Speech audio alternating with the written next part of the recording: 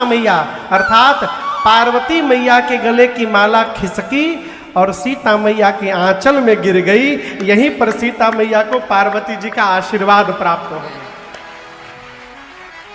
मूर्ति ने कहा, सीता मैया की मूर्ति ने कहा, क्या कहा? पार्वती जी की मूर्ति ने कहा, सुनु सिय सत्य अशेष हमारे, पूजे ही मन कामना तुम्हारा। हे सीता जी, आप हमारे आशीर्वाद को सत्य समझिएगा, आपकी मनोकामना पूर्ण होगी। नारद जी का वचन सदैव सत्य है, पवित्र है। आपके मन में जो रचा बसा है वही आपको प्राप्त होंगे। सीता मैया ने कहा, माँ और थोड़ा क्लियर करके बता दीजिएगा तो अच्छा रहेगा। तो पार्वती जी ने और क्लियर किया, क्या? मनुजा ही राचेऊ मिली ही सोबर, सहज सुंदर सावरो, करुणा निधान सुजान शील, स्नेह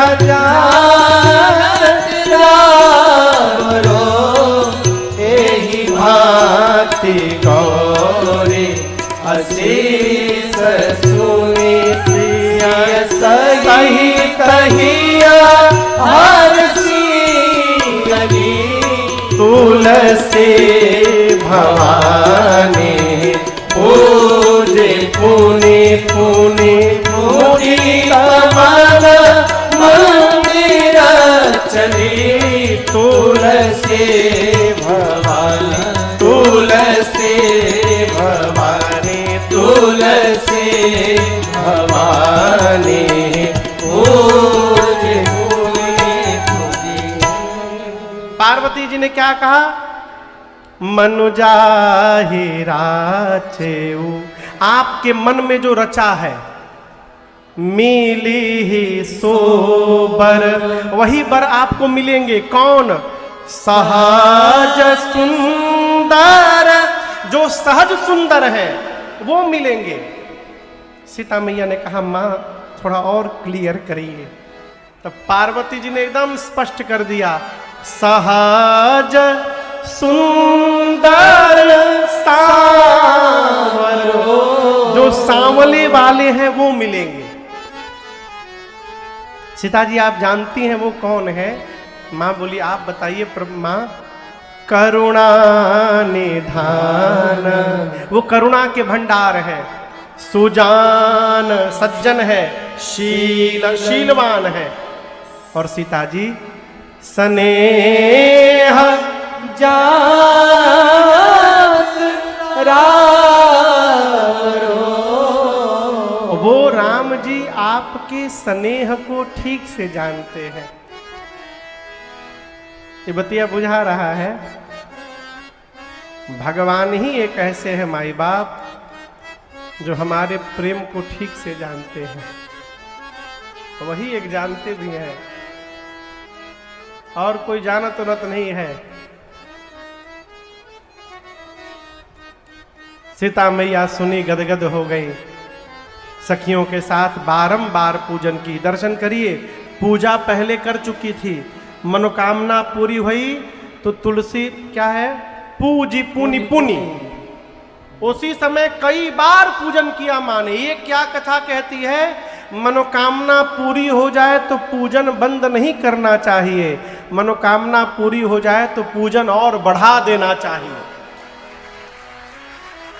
यह प्रमाण है। तुलसी भवानी पूजी पुनि पुनि मुदित मन मंदिर। माँ ने कई बार पूजन किया। वापस घर गई। इधर राम लक्ष्मण जी पुष्पदल लेके गुरु जी के पास आए। पूजन हुआ, राम जी ने सब बताया। गुरुदेव, बाग में जनक जी की बेटी जानकी जी आई थी, वो हमको देख रही थी। गुरु जी, बात तो हुई नहीं, केवल देखा देखी हुआ है। तो राम जी इतने बोले, हमको देख रही थी। गुरु जी आंख बंद करके देखे, क्या? सीता जी को पार्वती जी ने आशीर्वाद दे दिया। विश्वामित्र जी बोले, राम, यदि वहां पार्वती जी ने आशीर्वाद दिया है तो यहां मैं आशीर्वाद देता हूं। सुफल मनोरथ हो तुम्हारे, राम लखन सुनि भय सुखाए। सुफल मनोरथ हो तुम्हारे, राम लखन सुनि भय सुखाए। करी भोजन मुनि बर विज्ञानी, लगे कहन कछु कथा पुरानी। करी भोजन मुनि बर विज्ञानी, लगे कहन कछु कथा पुरानी। गुरुदेव भगवान विश्वामित्र जी ने आशीर्वाद दिया, सुफल मनोरथ हो तुम्हारे, आप दोनों की मनोकामनाएं पूर्ण हो, ऐसा मेरा आशीष है। भोजन हुआ, संध्या ब्यारू आरती, रात्रि भोजन विश्राम। अगला दिन धनुष यज्ञ का दिन था। विश्वामित्र जी को राम लक्ष्मण जी के साथ आदर पूर्वक जनक जी महाराज ने रंग भूमि में बुलवाया है। और आपसे कहूं, रंग राम जी जैसे रंग भूमि में गए, एक ही राम जी सबको अलग अलग दिखाई देने लगे। अब आप कहोगे महाराज जी एक ही राम जी अलग अलग काहे दिखाई देंगे? जिस रंग का चश्मा पहनिएगा संसार उसी रंग का दिखाई देगा। यदि आप हरे रंग का चश्मा पहन लीजिएगा तो ये कुर्ता हरा दिखाई देगा कि लाल? कहिए। लेकिन ये ना लाल है ना हरा है क्या? सफेद, सफेद है। उसी प्रकार राम जी गए तो जो असुर कपट का रूप धारण करके आए थे उनको राम जी उनका काल दिखाई देने लगे। जो राजा अपने को वीर मानते थे उनको राम जी परमवीर दिखाई देने लगे। जो राजा भक्त थे उनको राम जी उनके भगवान दिखाई देने लगे। जो ज्ञानी राजा थे उनको परम तत्व दिखने लगे। मिथिला के जो लोग थे नर नारी उनको राम जी रिश्तेदार दिखाई दे रहे हैं। उनके जनक जी और सुनैना जी को तो अपन लड़का दिखाई दे रहे थे। गोस्वामी जी कहते सूची बहुत लंबी है। एक बात कहना चाहता हूं कि जिनकी रही भावना जैसी, प्रभु मूरति तीन देखी ऐसी। सभी लोगों ने अपनी अपनी भावना के अनुरूप मेरे भगवान का दर्शन किया। जनक जी महाराज विश्वामित्र जी को लेकर पूरे रंग भूमि में घुमा रहे।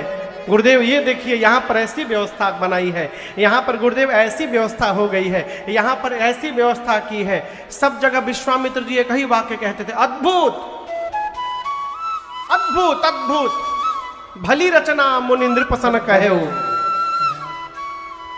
क्यों कहा विश्वामित्र जी ने? ये भी एक प्रसंग है। देखिए कोई भी आदमी आपको अपना कोई सामान दिखा रहा है ना, इसका मतलब उसके कान प्रशंसा सुनना चाहते हैं। आदमी नया कपड़ा खरीद के लावत है ना, अब पहनला के बाद जे भेटात है कैसा लग रहा हो, जे मिले उसे पूछे कैसा लागता,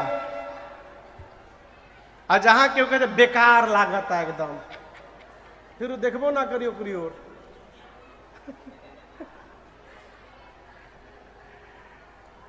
ये प्रसंग कह रहा है कोई भी व्यक्ति आपको अपना सामान दिखावे तो प्रशंसा करिए, खूब प्रशंसा करिए। क्यों? उसके कान वही सुनना चाहते हैं। कमी ना बताइएगा। कमी बताना हो तो पहले जलपान वलपान हो जाए उसके बाद बताइए। पहले ही कमी बता दीजिएगा तो जलपान गायब, फिर जूसे पे निपटे के पड़ी। यहां विश्वामित्र जी ने इतनी प्रशंसा कर दी, जनक जी महाराज आदेश दिए बाबा जी को सबसे ऊपर बिठाया जाए और आप दर्शन करिए। सब मंचन ते मंच एक सुंदर विशद विशाल, मुनि समेत दो बंधु तह बैठारे। सबसे ऊंचे सिंहासन पर विश्वामित्र जी विराजमान हुए, अगल बगल तनिक छोटे आसन पर राम लक्ष्मण जी बैठे।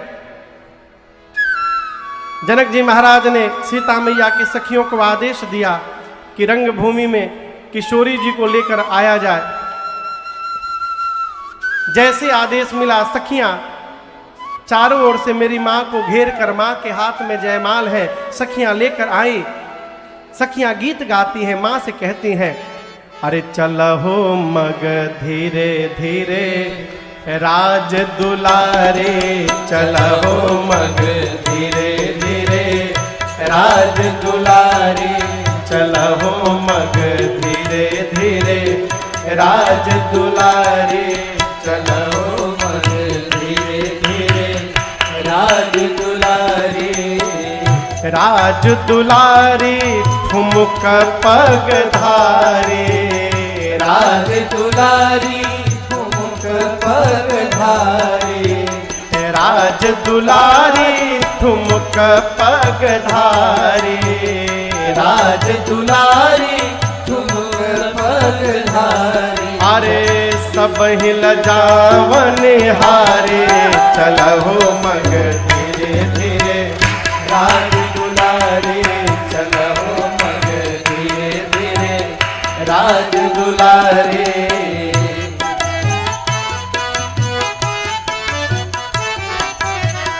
विश्व विमोहिनी स्वबस विहारिणे, विश्व विमोहनी स्वबस विहारिणे, विश्व विमोहिनी स्वबस विहारिणे, विश्व विमोहिनी स्वबस विहारिणे, और निज माया बपु धारे चलो मग धीरे धीरे, राज दुलारे चलो मग धीरे धीरे, राज दुलारे चलो मग धीरे धीरे, राज दुलारे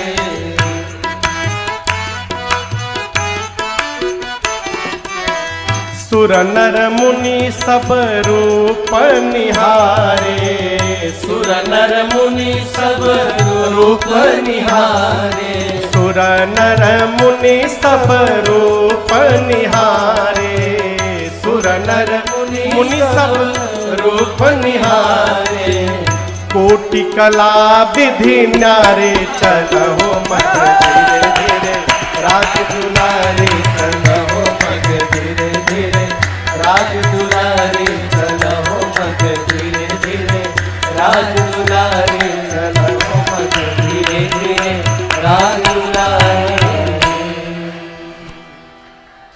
सखियां मेरी माँ को लेकर आई, माँ के हाथ में जयमाल, और गोस्वामी जी कहते हैं मेरी माँ के अलौकिक सौंदर्य का दर्शन करके वहां सभा में जितने नर नारी थे सब मोहित हो गए।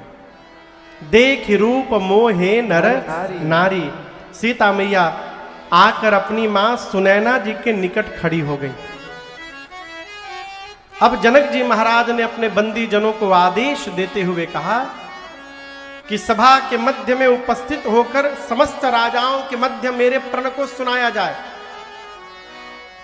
गोस्वामी जी कहते हैं महाराज जनक के बंदी जन बीच सभा में खड़े हो गए और अपने दोनों हाथों को ऊपर उठाकर बोले, बोले बंदी बचन बर सोनाहु सकल महिपा, प्रण देह कर कहाँ ही हम भुजा उठाए विशाल।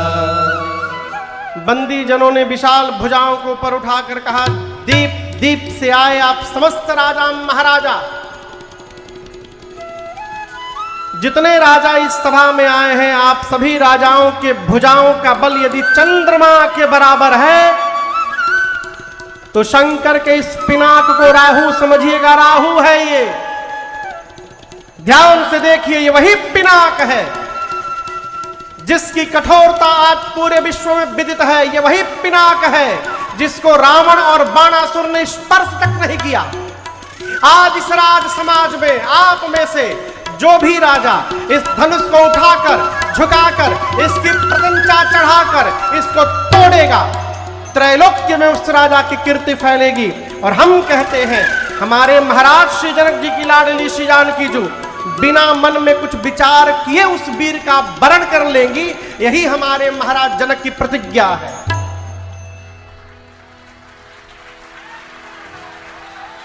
जैसे बंदी जनों ने जनक जी का प्रण सुनाया, एक साथ 150-200 राजा खड़े हो गए, हम तोड़ेंगे हम तोड़ेंगे।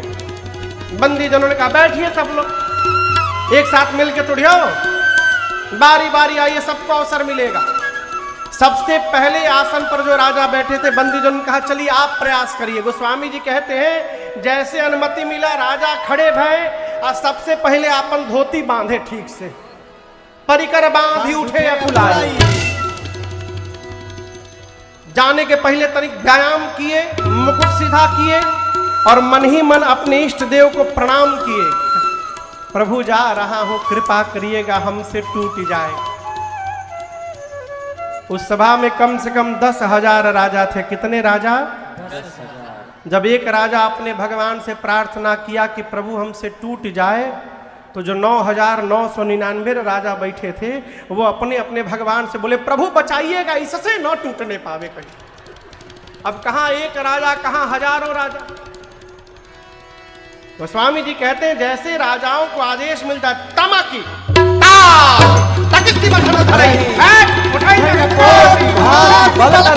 करोड़ों प्रकार यत्न करते हैं, बैठकर, लेटकर, घसीटकर, धनुष अपने स्थान से तिलमात्र नहीं खिसकता है। अंत में राजा धनुष को छोड़कर सिर नीचे करके वापस जाते। दूसरा राजा चला है, मैं तोड़ूंगा। तो जो राजा वापस जा रहे हैं वो राजा मन ही मन बोले हाँ हाँ जा जा जा जा जा जा, उठैब तब बुझाई जा। एक एक करके राजा आए, तोड़ना तो दूर, किसी भी राजा से धनुष तिलमात्र धरती से नहीं खिसका। एक राजा की बारी आई तो राजा खड़े हुए, अपने स्थान से धनुष को देखे, प्रणाम करके बैठ गए। बगल के राजा ने कहा तुम वीर नहीं हो क्या? बोले मैं परम वीर हूं। राजा ने कहा काहे के वीर हो? तुम तो तोड़ने भी नहीं गए, प्रयास भी नहीं किए तुम।